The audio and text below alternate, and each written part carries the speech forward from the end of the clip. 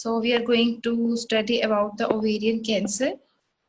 Okay, ovarian cancer, that is the sixth most frequently diagnosed cancer in women. These are the latest statistics, with around 7,300 new cases diagnosed in the UK during the year 2013. Okay, that is a bit older figure, but as you know, the Embrace report that is published every 3 years. So these are the latest figures that are shared by the RCOG. Okay, so fallopian tube and primary peritoneal cancers, they are also considered with ovarian cancer group and managed with the same form of treatments. So this topic will cover the ovarian cancer, primary peritoneal cancers, and the fallopian tube cancers. All are managed in the same way. So it is said that many high-grade serous cancers, and those are uh, originally arise from fallopian tubes rather than ovary itself. So now coming for the etiology, most of the ovarian cancers, they are sporadic, although there is a genetic predisposition in 10 to 15% of the cases. You get my point? Hello guys. The picture is not enlarged. Picture Screen is has not to be Yes, ma'am. Clear. Clear, but it's small. Please enlarge it. okay, let No, me ma'am. Dr. Asiya, you can use the mobile in a horizontal position. Then I Okay. think it will be maximized automatically in slideshow. If you place them, yes, like this. Yeah. It's, Is it better? It's better. yeah. Okay. Yes, ma'am. Thanks. Okay. Should I proceed further? Yes, ma'am. Okay. Because we are already late because of some problem with my laptop. So now coming to the introduction. Treatment most commonly, that is the summary. Treatment combines surgery and chemotherapy. Some early stage disease will not require adjuvant chemotherapy. We will discuss later in detail about these modalities. In advanced diseases, we consider stage 3 and 4 relapse is common and reflected in 5-year survival pattern of 40%. Okay. Now, coming to the patients at risk, these risk factors we will discuss in very much detail in the TOG article at the end of this topic. But now shortly coming to this, lifetime risk of ovarian cancer is 1 in 50 women in the UK. Up to 15% of the cases may be inherited by the gene defects. Principally, these are 3 types of genes like BRCA1, BRCA2, and hereditary non-polyposis colorectal carcinoma group. We call it Lynch syndrome as well. So each carrying lifetime risk of about 1 in 2, 1 in 5, and 1 in 10 respectively.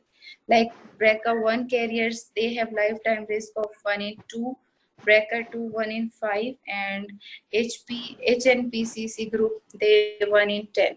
In women with genetic predisposition, prophylactic surgery presently affords the best preventive strategy. Now coming to the risk factors. Most important risk factor is the family history, like we discussed it in the genetic predisposition. Now coming to the other risk factors, increasing age. It is ovarian cancer is rare in women under the age of 30, but the incidence increases rapidly after the menopause, reaching a peak incidence in women aged 60 and over. Other risk factor, nulliparity, infertility, use of perineal talc, obesity, HRT. Now, looking at the infertility and nulliparity, we should be clear that ovulation induction and use of different types of ovulation induction drugs, IVF, these do not cause ovarian cancer. The inherent risk is because of infertility.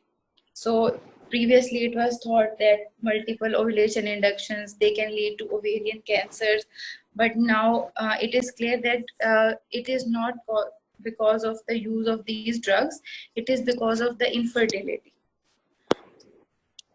Obesity and HRT, these are the risk factors. Now, there are some protective factors that reduce the risk of ovarian cancers.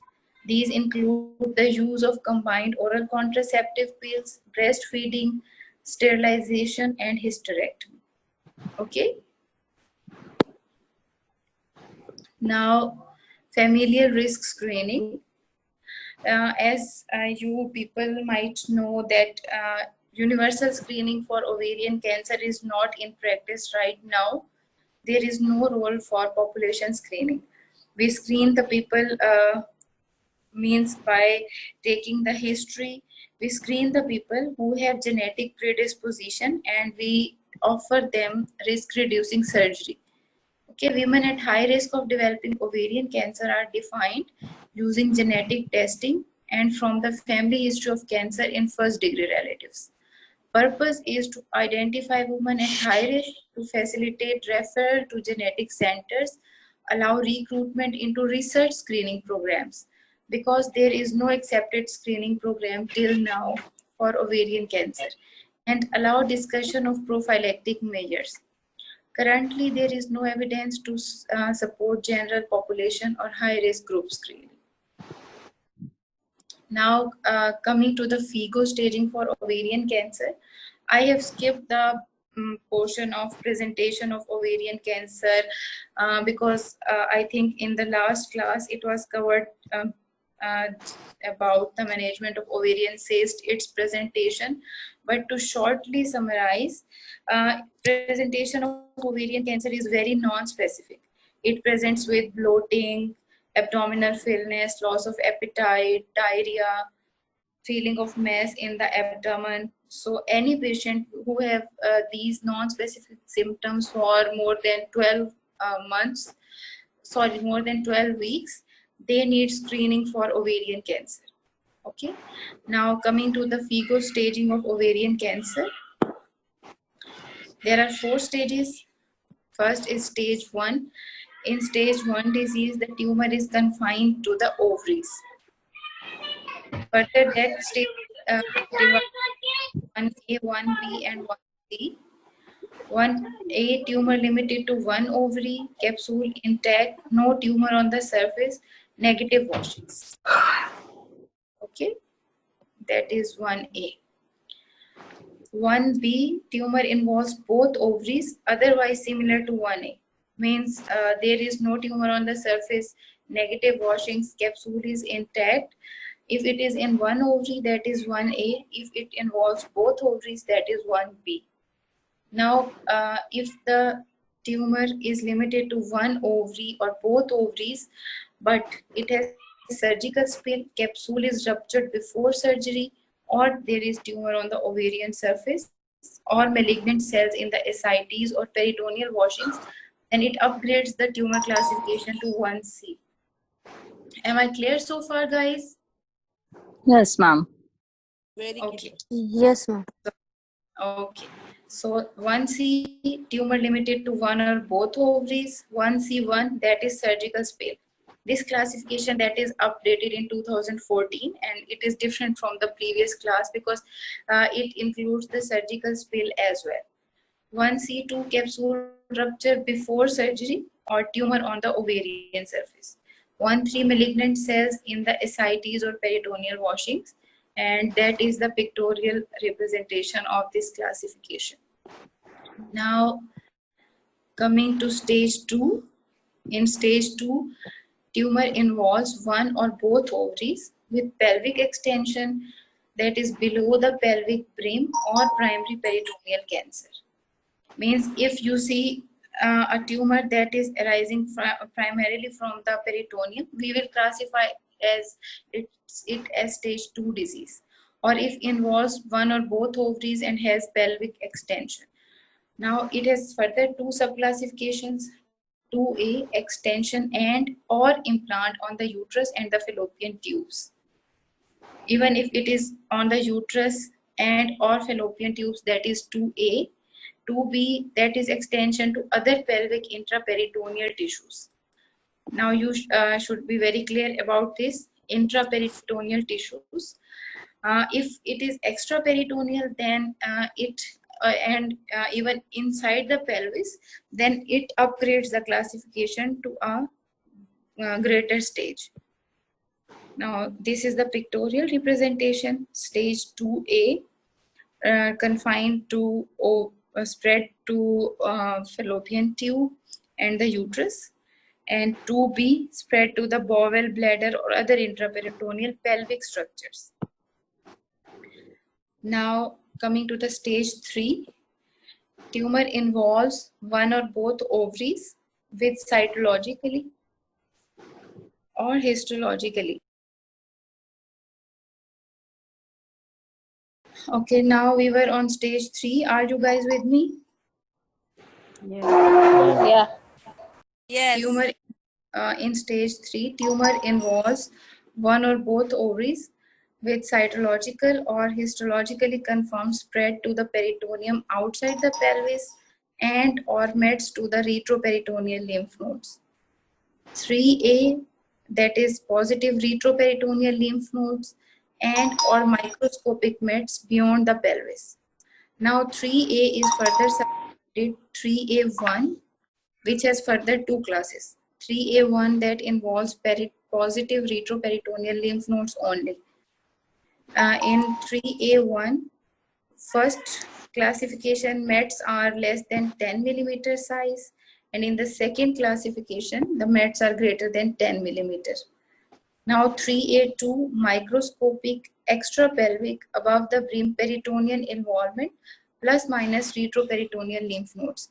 Means lymph nodes are also positive and the disease has extended beyond the pelvis. So it will upgrade to 3A2. Now coming to the stage 3B, now coming to the 3A. In 3A, there are positive retroperitoneal lymph nodes and or microscopic mets beyond the pelvis. Okay.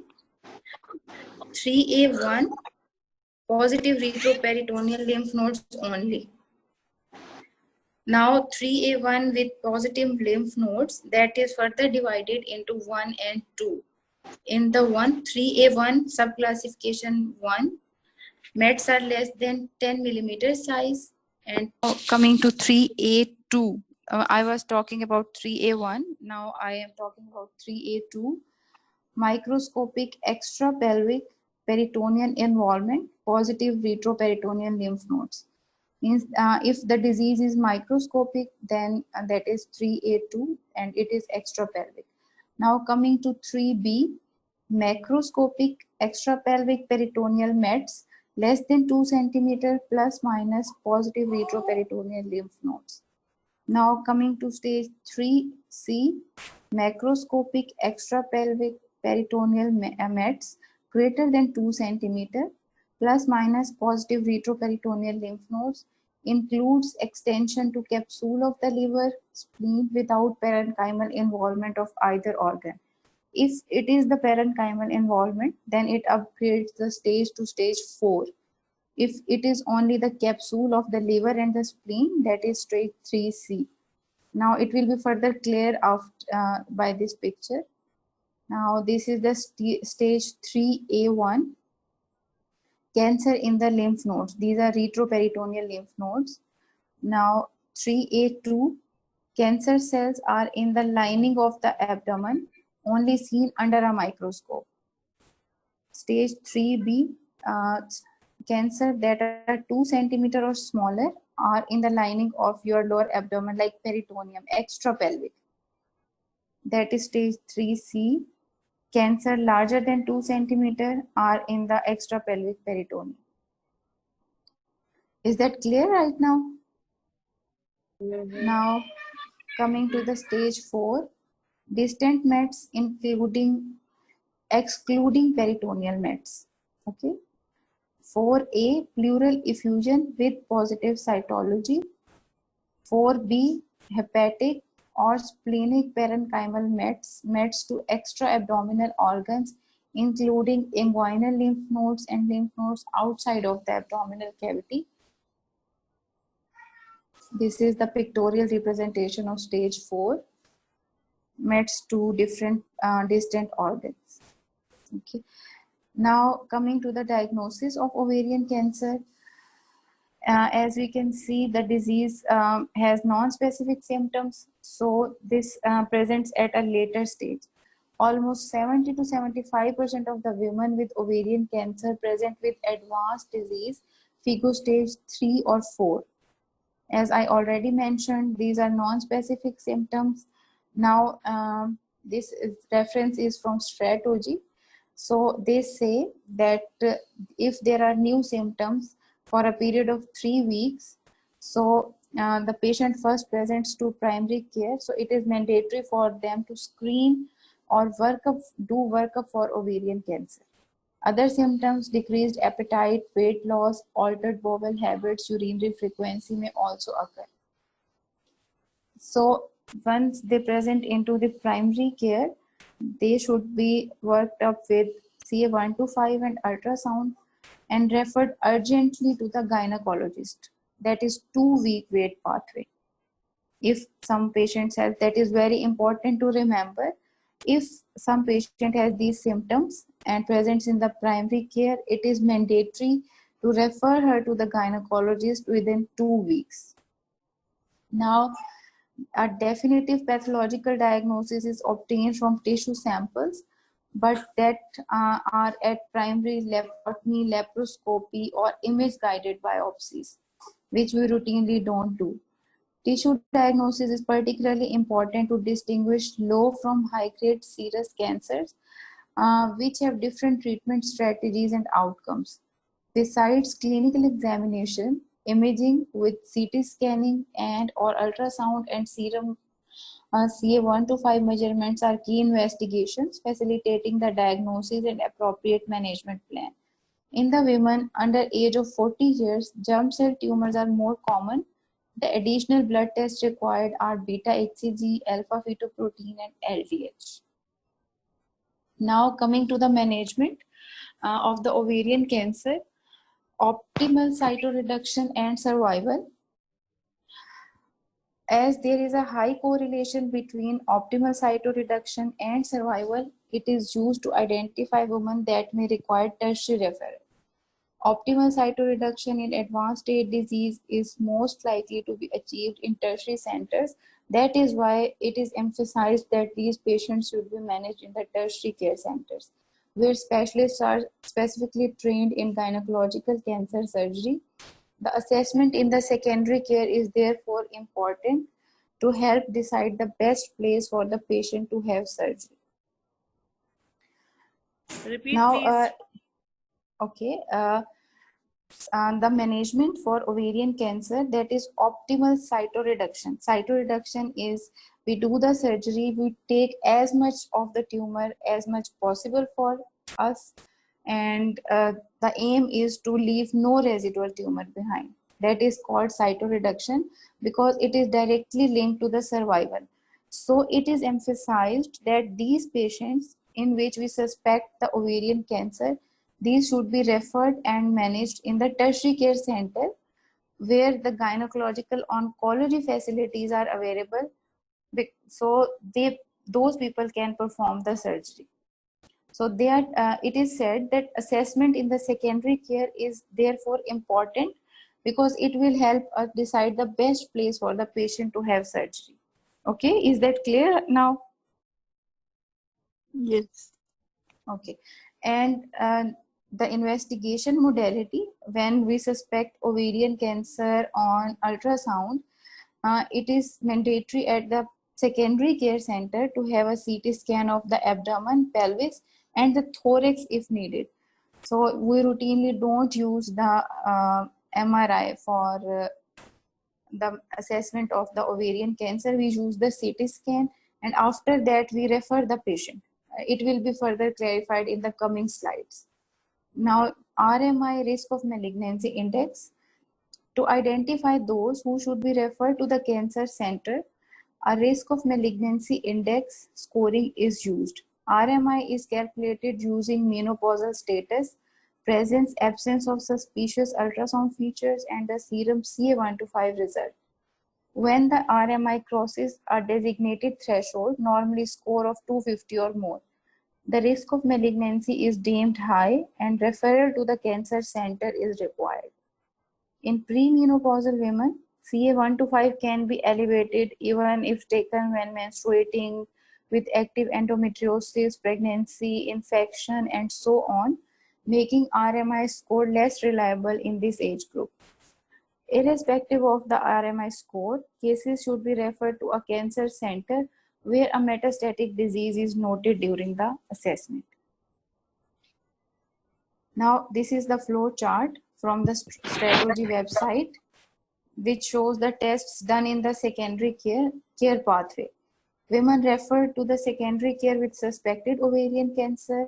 If not already done in primary care, measure CA125, perform ultrasound of abdomen and pelvis, and additional investigations if woman is under 40 years of age. Calculate RMI score, RMI greater than 250, refer to specialist MDT. Okay, so as I already mentioned, if ultrasound, serum CA125 and clinical status suggest ovarian cancer, perform a CT scan of the pelvis and the abdomen to establish the extent of disease. Do not use MRI routinely. Offer information on the ovarian cancer, including psychosexual and psychosocial issues. Now coming to the general surgical principles. The majority of women with suspected ovarian cancer will have primary surgery, which permits surgical staging, tumor excision, and relief of symptoms. Optimum surgical excision, where no visible disease is left behind, carries better survival outcome compared to those with residual disease. Where suboptimal staging has been performed and there is concern that metastatic disease may be present, the cases should be discussed with a multidisciplinary team to consider restaging by the gynecological oncologist. So in the pre-operative counseling of the patient, it is mandatory that the patient should be counseled that if at the time of surgery there is suboptimal staging, there is concern about the metastatic disease, then it will be prudent to have a restaging by the gynecological oncologist. Is that clear so far? Now coming to the surgical procedure, a midline laparotomy and surgical management of ovarian cancer provides the opportunity to obtain accurate staging information. We do the hysterectomy, removal of both tubes and ovaries, infracolic omentectomy, and samples are taken for peritoneal cytology. Now, surgical scenarios when different patient present with different stage of the disease, so management is different for every stage. Early disease refers to the presence of malignancy in the ovaries alone. Such cases may have been anticipated on the basis of tumor markers and preoperative imaging, while other may be encountered at the time of laparotomy where the finding was not anticipated. Means we accidentally find out that it might be an ovarian cancer. Equally, some cases of early stage disease may not be realized until final histology report. To minimize the chances of encountering unanticipated malignancy, it is prudent to employ the risk of malignancy index preoperatively in the assessment of women with ovarian mass. Now, it should also be noted that the younger women with ovarian mass should have serum analysis for other tumor markers that may alert the surgeon to the possibility of non-epithelial ovarian cancers. Even in apparently early stage disease, it is important to carry out accurate staging. However, on occasion, attempts at fertility conserving surgery may be indicated. It is very important to understand that for staging of the ovarian cancer, we need to do essentially a midline laparotomy and do accurate staging because it has the impact on the survival. But if the patient is young and she wants to spare her fertility, then conservative surgery may also be indicated. Now, what are the fertility conserving options? Fertility conserving surgery is important management option for some patients, usually for younger age. In cases where this is planned, peritoneal washings, unilateral salpingo-oophorectomy, and omental biopsy should be undertaken. Unilateral is possible uh, only if one ovary is involved. In case where both ovaries are involved, then unfortunately, we necessarily need to involve the both ovaries. Depending on the histology, more formal staging may be deemed necessary, though such cases should be referred to the gynecological oncology team for discussion. Of particular note is that germ cell tumors are common in the younger age group. Tumors that are very chemosensitive. In such cases, fertility sparing surgery is recommended with some form of adjuvant chemotherapy. While chemotherapy can affect the fertility, in most cases, this seems to be transitory, means this it is not permanent. After stopping the chemotherapy, fertility returns, although it is declined. So it is said chemotherapy can affect fertility, but in most cases it is transitory, with most patients achieving desired pregnancies. Nevertheless, the fact remains that surgery and chemotherapy will adversely impact to some extent on the fertility. Now coming to the management of advanced disease, it generally means stage 3 and 4 disease, though some may add in stage 2 disease as well. All of the patient will require surgery and some form of adjuvant therapy. The aim of surgery is to leave no residual tissue. Where this is considered unachievable based on clinical and imaging evaluations, then neoadjuvant chemotherapy is indicated, with surgery deferred until after 3 cycles of chemotherapy. Means if we suspect from the workup that it will not be possible for the surgeon to have all the disease out, so we give chemotherapy 3 cycles, then we plan the surgery, and after the surgery, we will again go for chemotherapy. Now there is a bit newer concept, extensive or ultra radical surgery. It is increasingly performed to achieve no residual disease. Do you guys have any idea about ultra radical surgery? Anyone? Hello? Guys? No idea? Okay. Okay. Including peritoneal stripping. Yeah. Great. So I will move forward to the next slide. Please tell to everyone peritoneal stripping and other things. Can you add something else? If this is extraperitoneal, then we can do the dissection of the pleural, some part of the pleural thing. It is written in Dewhurst as far as I have remember. Oh, okay, great. That is very good contribution. Okay, now coming to the ultra radical surgery as defined by NICE. It is a development, means that is a research term which is being underwent right now, an extension of the standard radical surgery, and although not clearly defined, means it is not defined that in ultra radical surgery we will go up to this landmark. No, it tends to include procedures such as diaphragmatic stripping, extensive peritoneal stripping, multiple bowel resections, liver resection, partial gastrectomy, cholecystectomy, and splenectomy. NICE guidelines currently recommend that ultra radical surgery has been insufficient evidence to safety and efficacy, and therefore only be carried out with specific arrangements for clinical governance, and that all cases should be published. Means it is necessary to report the cases in which ultra radical surgery is undertaken. Women with advanced disease should be managed by a gynecological oncologist working with a recognized gynecological cancer center as recommended by NICE and other national guidelines. Now, management of ovarian cancer and the role of chemotherapy. Ovarian cancer is a chemosensitive solid tumor The most common treatment used is a combination of carboplatin with paclitaxel, usually for 6 cycles, with each cycle given at 3 weekly interval. Alternative strategies continue to evolve with individualization of the therapy now gaining increasing momentum. Means it is said that there are no hard and fast rules, although we follow the guidelines, but every case is managed on individualized basis.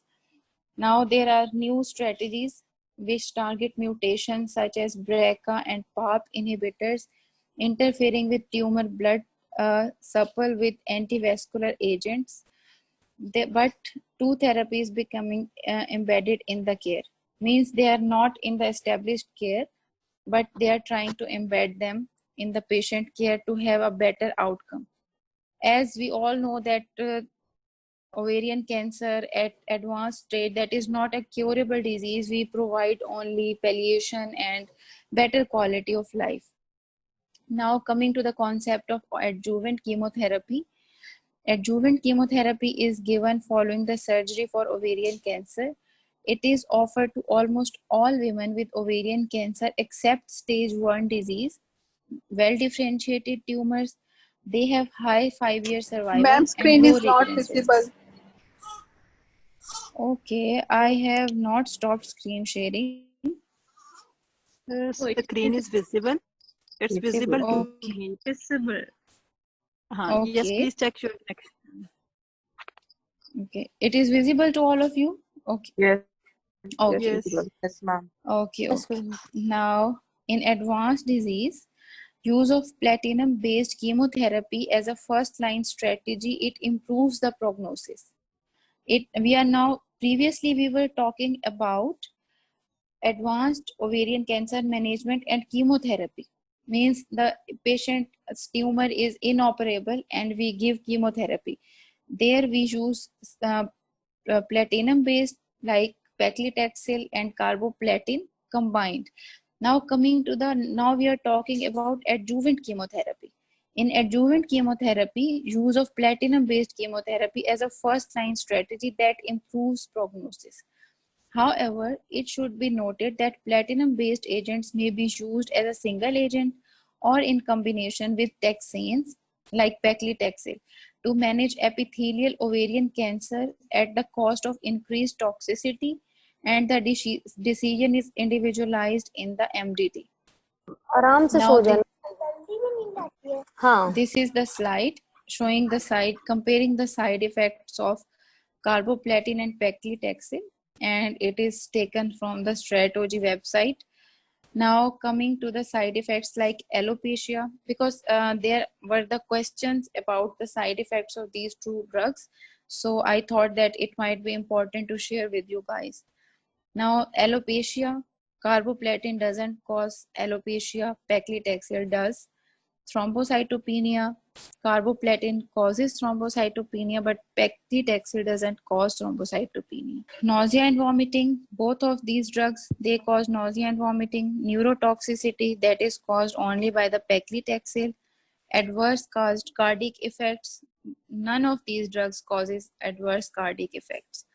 Arthralgia, myalgia, these are caused by paclitaxel. Hypersensitivity, both of the drugs. Diarrhea, none of these drugs causes diarrhea. Nephrotoxicity and neutropenia, both of these drugs cause neutropenia. Now both drugs cause like neutropenia, nephrotoxicity and hypersensitivity reaction plus nausea and vomiting. Okay, these 4 side effects, these are caused by the both drugs, and neurotoxicity, that is caused by paclitaxel. Alopecia is also caused by the paclitaxel only. Thrombocytopenia, carboplatin, and none of them causes adverse cardiac effects. Okay, that is clear? Yes. Okay, will you remember these? Something you are remembering? After you will revise, you will be more clear, okay? But you need to memorize this table. Now, advanced disease, surgery or neoadjuvant chemotherapy, what to do? At present, it is generally accepted that where imaging suggests complete cytoreduction is achievable by the primary surgery, this should be undertaken. In cases where complete cytoreduction should not be anticipated by undertaking primary surgery, chemotherapy should be considered as a first-line treatment with IDS interval debulking surgery considered if tumor response to chemotherapy has been shown. Now, after the treatment of the primary ovarian cancer, what will be the follow-up of the patient to detect recurrence? Follow-up intervals after completion of primary therapy is every 3 to 4 months in the first 2 years and 6 monthly to year 5 of the treatment. Okay, means in the first 2 year patient will be seen every 3 to 4 months, and in next 3 years we will see the patient every 6 months. Now, after each visit, general clinical examination, including pelvic examination, serum CA-125, though that is not mandatory, are performed at each visit. CA-125 has been shown to be predictive for relapse, where value of twice the upper limit of normal is used. This often precedes the occurrence of symptoms by 2 to 4 months. Means serum CA-125, if it is raised more than twice, so we can anticipate that symptoms will come 2 to 3 months later. So at each visit, CA-125 is used to screen for recurrence. Symptoms suggestive of recurrence require investigation. The most common modality used is a CT scan. Means if patient doesn't have any symptoms, we will do only clinical examination and CA-125. If there are any symptoms, then we will go for the CT scan. It should never be forgotten that patient require all the support necessary, as generally relapse is a terminal condition. Besides support from the clinical nurse specialist, palliative care involvement may be appropriate depending on the scenario. Okay, that is and about the management of ovarian cancer. Are you guys clear so far? So that we can proceed for the management of risk reducing surgery in women with high risk of epithelial cancer. Do you have any questions or any ambiguity till now, so that I can clear or revise? Yes, madam, I have a question. You Yes. said that the treatment infracolic omentectomy. Yes. And, is it supracolic or whole omentectomy or only No, infracolic? no. That is for the purpose of staging.